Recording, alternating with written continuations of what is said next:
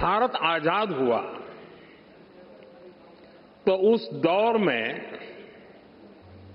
ये आशंका व्यक्त की गई थी कि इतनी डायवर्सिटी में भारत में लोकतंत्र टिक नहीं पाएगा। लेकिन भारत ने इसी डायवर्सिटी को डेमोक्रेसी की ताकत बना दिया। एक सबसे बड़ी आशंका ये भी थी कि अगर भारत में लोकतंत्र अगर जैसे तैसे टिक भी गया तो भारत किसी भी हालत में विकास नहीं कर पाएगा। लेकिन भारत ने साबित किया कि डेमोक्रेटिक इंस्टीट्यूशंस और डेमोक्रेटिक प्रोसेसेस डेमोक्रेसी के स्टेबिलिटी, स्पीड और स्केल तीनों देते हैं। भारत दुनिया की फास्टेस्ट ग्रोइंग मेजर इकोनॉमी है। आज भारत में यूपीआई दुनिया का सबसे बड़ा डिजिटल पेमेंट सिस्टम है। आज भारत दुनिया का सबसे बड़ा वैक्सीन प्रोड्यूसर है। आज भारत दुनिया का नंबर 2 स्टील प्रोड्यूसर है। आज भारत में दुनिया का तीसरा सबसे बड़ा स्टार्टअप इकोसिस्टम है। आज भारत दुनिया का तीसरा सबसे बड़ा एविएशन मार्केट है। आज भारत में दुनिया का चौथा सबसे बड़ा रेल नेटवर्क है। आज भारत में दुनिया का तीसरा सबसे बड़ा मेट्रो रेल नेटवर्क है। आज भारत दुनिया का सबसे बड़ा मिल्क प्रोड्यूसर है।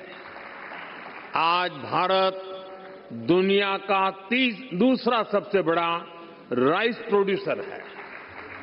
फ्रेंड्स, भारत में डेमोक्रेसी का अर्थ लास्ट माइल डिलीवरी है। हम एक लोक कल्याण की भावना से हर व्यक्ति के लिए बिना किसी भेदभाव के काम कर रहे हैं और इसी लोक कल्याण की भावना के कारण बीते कुछ वर्षों में भारत में 25 करोड़ लोग गरीबी से बाहर निकले हैं। In India democracy delivers. साथियों, भारत में डेमोक्रेसी इसलिए डिलीवर करती है क्योंकि हमारे देश में और भारत में देश की जनता ही हमारे लिए सर्वोपरि है। हमने उसकी एस्पिरेशंस को, जनता जनार्दन के सपनों को प्राथमिकता बनाया है। उसके रास्ते में कोई बाधा ना आए, इसके लिए प्रोसेस से लेकर टेक्नोलॉजी तक हर चीज को डेमोक्रेटाइज किया है। और ये डेमोक्रेटिक स्पिरिट हमारी रगों में, हमारे मन में है, हमारे संस्कार में है। मैं आपको एक उदाहरण देता हूं। कुछ साल पहले पूरा विश्व कोरोना की आपदा से जूझ रहा था। भारत में भी संकट कम नहीं था,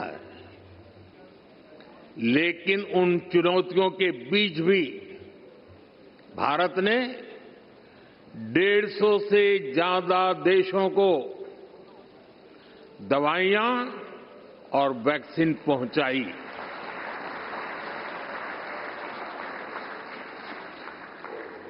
लोगों का हित, लोगों की भलाई और उनका कल्याण, ये हमारा संस्कार है। और ये संस्कार हमें हमारे लोकतंत्र ने दिए हैं।